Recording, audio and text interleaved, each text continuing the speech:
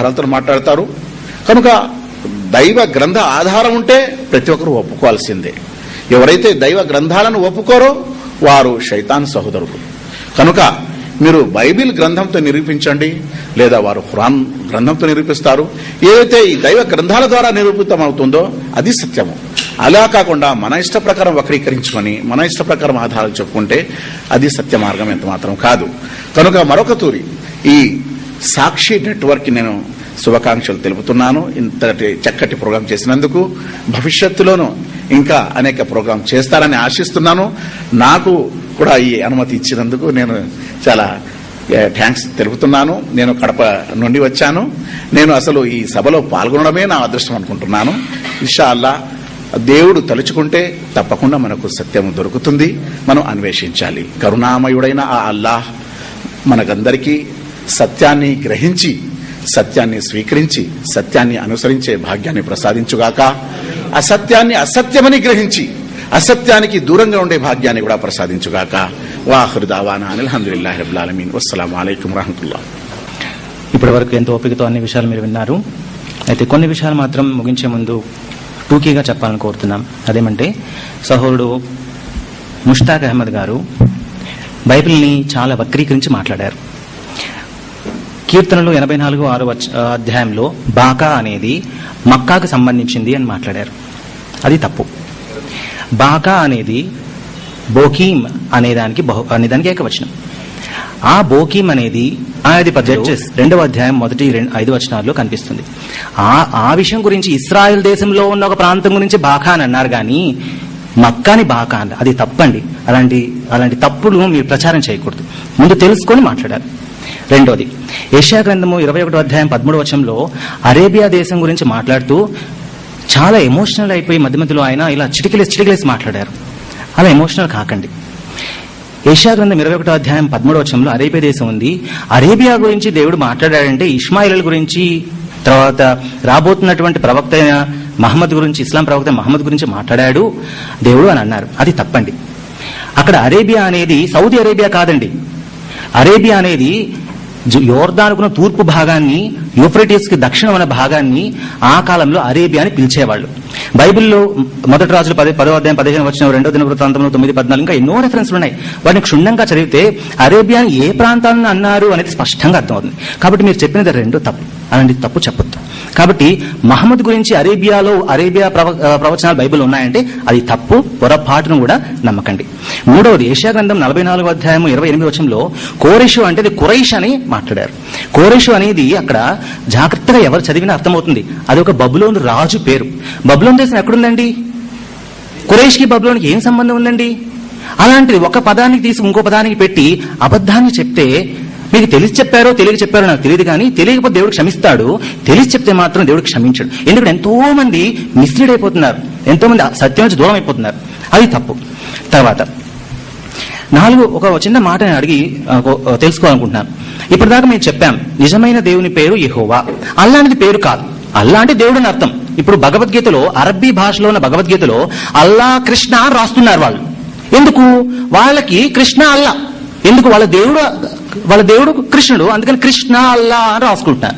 మరి ఇప్పుడు నేను అడిగేది ఏమంటే, ఆయన యెహోవా దేవుడు పేరు ప్రస్తావించి మాట్లాడారే, మరి మీ ముస్లిమ్స్ ఇక్కడ ఎవరైతే ఉన్నారో, క్రైస్తవుల చేతులు ఎత్తకండి, మీరు ఎవరైతే ముస్లిమ్స్ ఉన్నారో అలాంటి మీరు ఆయనతో ఏకీభవించి, అవును మేము అల్లా పేరు కాదు యెహోవా అనే పేరును ఒప్పుకుంటున్నాము, అల్లా పేరు కాదంటున్నామని ఎంతమంది ఒప్పుకుంటున్నారు? చేయొద్దండి.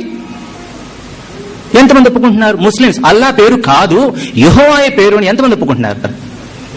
ఒక్కళ్ళు ఒప్పుకుంటున్నారు. ఏమని? కాబట్టి అల్లా అనేది కేవలం దేవుడు అని మాత్రమే అర్థము లేదు. అల్లా దేవుని పేరు కాదు. మేము అది చెప్తున్నాం. మీరు యెహోవా దేవుని పేరును మేము మాట్లాడుతుంటే అది గ్రహించకుండా మిస్లీడ్ ఏం లేదు. వాస్తవం ఇది. మీరు టేప్స్ రివైండ్ చేసుకొని చూడండి. యెహోవా దేవుని పేరును మేము చెప్తుంటే దేవుని పేరు యెహోవా మాత్రమే, ఇదే నా నామం అని దేవుడు చెప్పాడు. అల్లా ఎక్కడి నుంచి వచ్చింది? మరి ఇక్కడ ముస్లింస్ ఒప్పుకుంటారా? యెహోవానే మేము దేవుడు నమ్ముతున్నాము అని ఒప్పుకుంటున్నారా? ఆయన యెహోవా దేవుడు మాట్లాడారు. సరే, మాకు సంతోషం. కానీ ఎంతమంది ముస్లింస్ ఒప్పుకుంటున్నారు?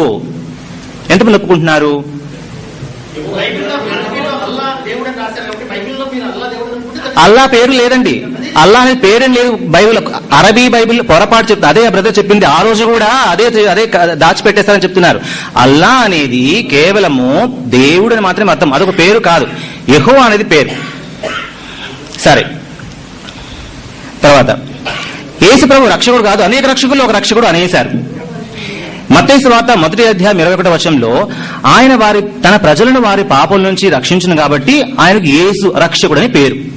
ఆయన తన ప్రజలను వారి పాపముల నుంచి రక్షించేవాడు కాబట్టి ఆయనకి యేసు అని పేరు. మరి అందరిలో ఒక రక్షకుడు కాదే. అలాంటి మాట ఇంకెవరి గురించి అని చెప్పబడిందా? ఎవరి గురించి అని చెప్పబడిందా? వారి పాపాల నుంచి ఆయన రక్షిస్తాడు కాబట్టి వాళ్ళకి రక్షకుడిని పేరు అని ఇంకెవరి గురించి అని చెప్పబడిందా? అట్లాంటి మాట ఎవరి గురించి చెప్పబడలే. కేవలం యేసు ప్రభు వారి గురించి మాత్రమే. ఆయన వారి పాపల నుంచి తన ప్రజలను రక్షిస్తారు కాబట్టి యేసు రక్షకుడు, అందుకు రక్షకుడు ఆయన అని నిర్దిష్టంగా ఇతిమిద్ధంగా చెప్పబడింది. తర్వాత 2 వచనాలు మాత్రం నేను చదివి నేను ముగిస్తాను. 1 కొరింథీ పత్రిక 15వ అధ్యాయం 3-4 వచనాలు. నాకు ఈబడిన ఉపదేశమును మొదట మీకు అప్పగించితిని, అదేమనగా లేఖనముల ప్రకారము క్రీస్తు మన పాపముల నిమిత్తము మృతి పొందెను, సమాధి చేయబడెను. ఎందుకోసం? మన పాపముల నిమిత్తము మృతి పొందెను. నీకు పాపక్షమాపణ కావాలంటే నీ పాపం నిమిత్తం మృతి పొందిన ప్రభునందు విశ్వాసం ఉంచు. సమాధి చేయబడిన లేఖనముల ప్రకారము 3వ దినమున లేచెను. ఆయన లేచారు. 2వ రెఫరెన్స్ కొలసీ పత్రిక 1వ అధ్యాయం 14వ వచనం. ఆ కుమారుని యందు మనకు విమోచనము అనగా పాప క్షమాపణ కలుగుచున్నది. పిల్లారా, మీకు పాప క్షమాపణ కావాలంటే మీరు ఎన్ని పుణ్యకార్యాలు చేసినా, మీరెంత దాన ధర్మాలు చేసినా మీరు ఆలోచించుకోండి, నాకు రక్షణ ఉందా, నేను ఆ రోజు రక్షణ పొందుతానా అని ఆలోచించుకోండి. యాజ్ ఎ క్రిస్టియన్, క్రైస్తవుడు నేను చెప్పగలను, yes I have the assurance of salvation. నేను రక్షణ పొందాను, నేను దేవునితో ఉంటాను నిశ్చయిత నాకుంది. అది నీకుందా? లేకపోతే నువ్వు ఎంత చేసినా వ్యర్థం. దేవుని వాక్యం బైబిల్లో నీకు నిశ్చయిత ఉంది. దేవుడు చెప్తున్నాడు, ఆ కుమారుని యందు నీ పాపాలకు విమోచన ఉంది, నమ్మండి, రక్షించబడతారు. చాలా సంతోషం. క్రైస్తవులు ఇంకా ముస్లిం సహోదరులు విధంగా స్పందించారు. ఇప్పుడు మన మధ్యనున్న సుధాకర్ అన్న గారు వచ్చి ప్రార్థనతో ముగిస్తారు. సహకరించినట్లయితే ప్రార్థన చేస్తాం. దయగలిగిన సృష్టి మొత్తాన్ని మహత్తు కలిగిన మీ మాట చేత సృష్టించిన సృష్టికర్తవైన దేవా, మతములు మనుషులు సృష్టించుకున్న మార్గాలని మీరైతే మా కోసం ఏర్పాటు చేసిన, మానవ జాతి అంతటికీ ఏర్పాటు చేసిన మార్గము క్రీస్తు ఒక్కడే అని, అంధకారములో ఉన్న పాపము వలన వచ్చిన శాపమైన మరణములో ఉన్న నరక మార్గములో ఉన్న మాకు తెలియపరిచారు. మీకు స్తుతులు.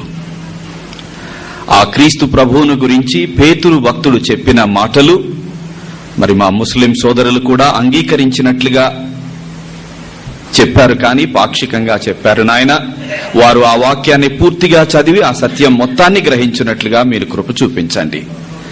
పేతురు మెస్సయ్య అనే అనకుండా దేవుని కుమారుడు అని కూడా క్రీస్తు ప్రభువును గురించిన చెప్పారే, ఆ సత్యము అందరూ గ్రహించి దేవుని కుమారుడు పరలోకమును విడిచి మా పాప ప్రాయశ్చిత్తార్థ బలిని చేయడం కోసం, కలువరి శిలువలో మరణించడం కోసం, ఆయనలో విజయమున్నదని జీవమున్నదని నిర్ధారించడానికి, నిరూపించడానికి మరణాన్ని, పాపాన్ని, సమాధిని ఓడించి మృత్యుంజయుడుగా, అద్వితీయుడుగా క్రీస్తు ప్రభు తిరిగి లేచాడు.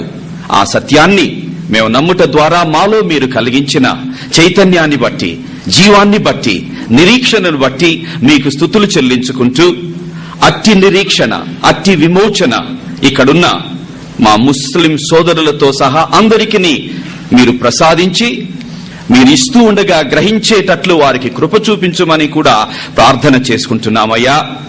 ఈరోజు జరిగిన ఈ డయలాగ్, డిబేట్ వలన మరి కొంత మట్టుకైనా సత్యం బయటికి వచ్చిందని మేము నమ్ముతున్నాం. ఇంకా సత్యాన్వేషణ దృక్పథంలో ఉన్నవారు సత్యాన్ని అన్వేషించి సత్యము యొక్క మూర్తిమంతమైన, నేనే మార్గమును, సత్యమును, జీవమును అని చెప్పిన క్రీస్తు ప్రభువునందే విమోచన ఉన్నదనే ఆ సత్యాన్ని గుర్తెరుగునట్లుగా అందరికీ మీరు సహాయము చేయమని, ఇలాంటి చర్చలు, ఇలాంటి డిబేట్స్ కేవలము సత్యము కోసమే జరుగునట్లుగా మరి మేమందరము పనిచేయునట్లు మాకును సహాయం చేయమని మరి పార్టిసిపేట్ చేసిన ప్రతి వ్యక్తిని మీ కృపకు అప్పగించుకుంటూ, మరి ముఖ్యంగా ముస్లిం సోదరులు వక్త ముష్తాక్ అహ్మద్ గారిని కూడా మీ చేతులకు అప్పగించుకుంటూ, అలాగే మరి క్రిస్టియన్ వక్త స్వామి సత్యానంద గారిని కూడా మీ చేతులకు అప్పగిస్తున్నాం. శ్రీధర్ గారిని, అలాగే ఇషాక్ అహ్మద్ గారిని మీ చేతులకు అప్పగిస్తున్నాం. ఇక్కడ ఉన్న ప్రతి వ్యక్తిని మీ కృపకు అప్పగిస్తూ, నిత్యత్వములో ఇక్కడ ఉన్న వారిని నిత్య రాజ్యములో మీ సన్నిధిలో ప్రతి ఒక్కరిని మేము చూడాలని ఆశిస్తూ, వారి పక్షమున విజ్ఞాపన చేస్తూ, మీకే మహిమ ఘనత ప్రభావములు ఆరోపిస్తూ, యేసయ్య నామములోనే ఈ ప్రార్థన మీకు సమర్పించుకుంటున్నాము మా పరమ తండ్రి. Amen. Amen. Thank you. God bless you.